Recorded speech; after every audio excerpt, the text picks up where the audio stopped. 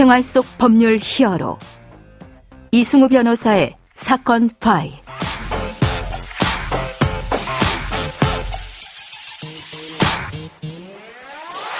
안녕하세요. 이승우 변호사입니다. 각종 사건 사고에서 여러분을 구해드리겠습니다. 오늘 열어볼 사건 파일은 NFT, 논펀저블 토큰 관련 사건입니다.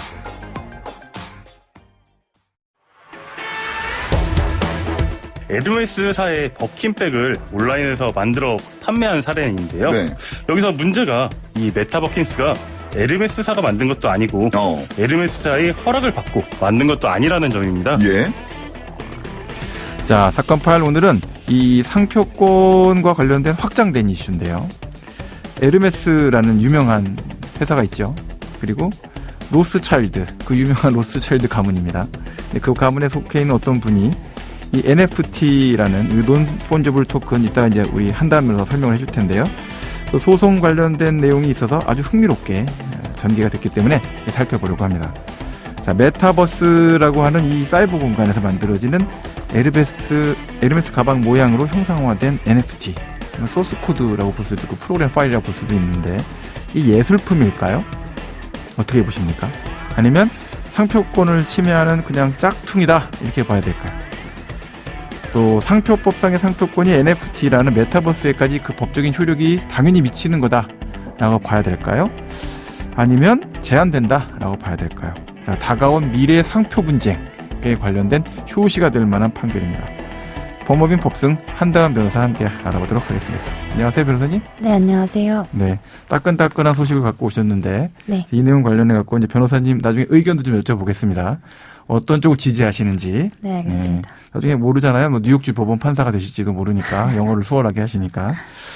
자, 지난주에 이제 우리 정현재 변호사님하고는 상표권 등록이랑 마드리드 프로토콜 관련된 거를 이제 검토를 해봤거든요. 법에서 상표권을 어떻게 정의하는지 이거부터 좀 변호사님 짚어주시죠. 네, 상표란 어떤 물건이 어느 회사의 상품인지, 어느 브랜드의 옷인지 등을 알 수 있게 해주는 기호, 문자, 도형 등을 말합니다. 네네. 상표법 제2조에서는 상표를 정의하고 있는데, 상표법에 따르면 상표란 자기의 상품을 타인의 상품과 식별하기 위하여 사용되는 포장을 말한다고 규정하고 있습니다. 예. 패션 브랜드로 유명한 프랑스를 예로 들어보면 듣기만 해도 알 수 있는 그런 패션계를 꽉 잡고 있는 유명 브랜드를 많이 보유하고 있는 나라가 프랑스입니다. 네네. 이러한 패션 브랜드들은 그 브랜드 자체로서 어마어마한 가치를 가지고 있기 때문에 아무래도 자신들의 상표에 대한 고유한 권리를 보호하기 위해서 가진 노력을 할 수밖에 없겠죠. 예. 최근 프랑스의 유명 명품 브랜드인 에르메스도 NFT 아티스트인 로스차일드를 상대로 상표법 위반 소송을 제기한 적이 있었습니다. 네. 그리고 2023년 2월 9일 드디어 따끈따끈한 판결이 나왔습니다. 상표법과 관련한 새로운 이슈의 가장 첫 번째 판결이기 때문에 이를 함께 소개해드리고자 합니다. 네, 이게 이제 1심 판결이 나온 거죠? 네, 맞습니다. 네, 이제 앞으로 또 더 지켜볼 필요가 있긴 할 텐데, 그러나 1심 판결도 상당히 음미해 볼 만한 가치가 있고, 어떻게 보면 더 중요할 수도 있겠죠. 네, 그렇습니다. 구체적인 사실관계를 다 담고 있을 테니까. 네. 자, 명품 브랜드인 에르메스가 예술가, 그러니까 어떻게 보면은 그냥 예술가라고 볼 수는 없고 메타버스에서 활동하는 예술가겠죠. 네. 를 상대로 낸 소송인데, 먼저 이제 NFT, 논펀저블 토큰이라고 부르고 있는 이게 뭔지, 이제 청취자분들 중에서는 잘 아시는 분도 있을 거고, 이거 핫한 건데? 라고 생각하시는 분도 있을 거예요. 네. 간단하게, 그러나 구체적으로 좀 설명을 좀 해주시죠. 네, 저희 이번에 따끈따끈한 이 판결을 이해하려면 일단 NFT가 뭔지 간략하게는 알아야 될 것 같습니다. 네네.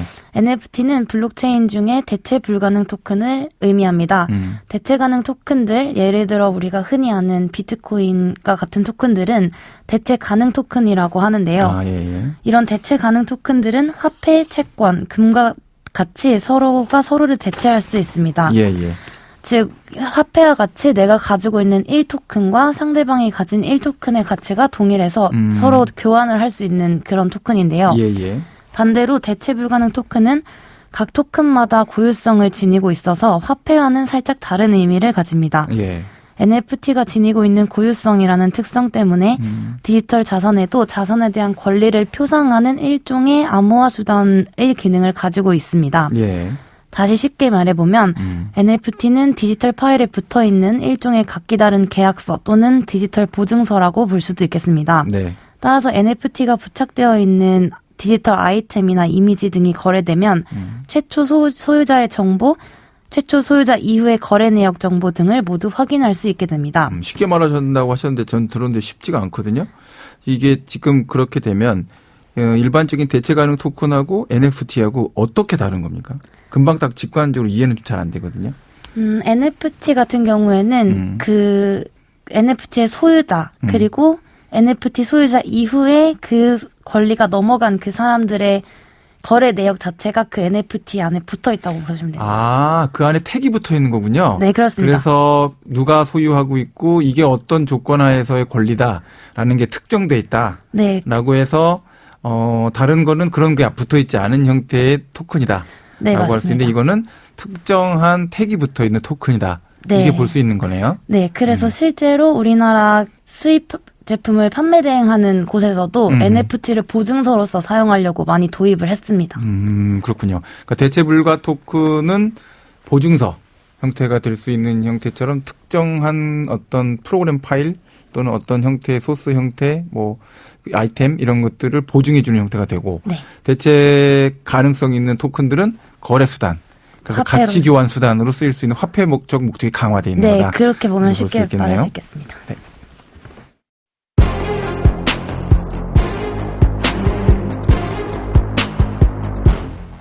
자, 이제 NFT가 뭔지 대충 감은 좀 잡았습니다. 이제 이 상태에서 NFT 자체를 놓고 특정한 NFT죠. 에르메스와 관련된 벌어진 그 사건으로 좀 들어가 보죠. 어떻게 소송이 시작됐습니까? 네, 2021년 11월경에 미국 예술가인 로스차일드는 메타버킨스라는 가방을 NFT로 만들었습니다. 네네. 이를 이더리움 기반 NFT 거래소에서 판매를 하기 시작했는데요. 네. 이 메타버킨스는 최대 200이더리움, 거의 1억 원에 가까운 가치를 이제 가지고 거래되는 진짜 버킨백 가격이네요. 네, 맞습니다. 네. 등장하자마자 상당한 인기를 끌었습니다. 네. 그런데 이 메타버킨스라는 이름을 들으면 사실 저도 가장 먼저 생각이 났었는데 에르메스 브랜드의 가장 유명한 가방 모델인 에르메스 버킨백을 이제 떠올릴 수 있었습니다. 네네.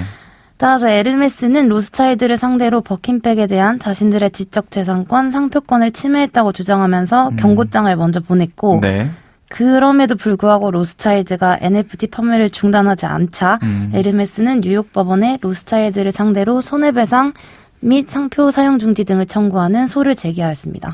자, 뭐 이건 일반적인 방식이잖아요. 이제 경고장 보내고 그다음에 중단 안 하면 손해배상하고 사용 중지 가처분 네, 그렇습니다. 청구하는 형태인데, 자, 뭐 현실에 존재하는 버킨백을 위조했다 또는 이름을 도용해서 상표권 침해해서 사용했다. 자, 그러면 상표법 위반인 거는 뭐 우리가 금방 이해할 수가 있는데 NFT라는 거는 사실은 실제 존재하는 게 아니라 프로그램 파일인 거잖아요. 그렇죠? 네. 자, 그런 상태이면은 이게 상표법 적용이 되나? 뭐 이런 생각도 일단 좀 제 입장에서는 드는데 네. 양측 주장은 어떻게 됐습니까? 네, 첫 번째로 에르메스는 로스차일드가 버킨백과 유사한 메타버킨 NFT를 판매한 것이 버킨 등록 상표명을 무단 도용한 것이고 네네. 대중에게 에르메스가 메타버킨 NFT를 출시한 것처럼 혼동을 초래하여 에르메스가 다져온 브랜드 평판 및 소비자 신뢰에 해를 끼쳤다라고 주장했고 또 그렇지 않더라도 소비자들이 적어도 에르메스가 메타버킨 NFT 판매를 승인했다고 오인하게 할 수 있었다고 주장을 했습니다. 네, 이 세 가지 주장 제 그냥 개인적인 생각으로는 이번은 반 정도는 좀 설득력이 있다 이런 생각은 들어요. 네. 법원 판결은 어떻게 나왔습니까? 이것 관련해서는 배심 판단 받은 거죠? 네, 맞습니다. 2023년 9명으로 구성된 배심원단은 로스차일드의 NFT가 에르메스의 상표권을 침해하였다는 판결을 내렸습니다. 네. 뉴욕 남부지방법원은 이 판결에 따라서 로스차일드에게 13만 3천 달러, 약 1억 6,700만 원을 배상하라는 판결을 내렸습니다. 네네. 지금까지 이 NFT와 관련된 깊은 관심을 갖고 있는 한다은 변호사 함께했습니다. 오늘 말씀 고맙습니다. 감사합니다. 네, 생활 속 법률 히어로 이승우 변호사였습니다. 내일도 사건에서 여러분들을 구해드릴 사건 파일 함께 알겠습니다.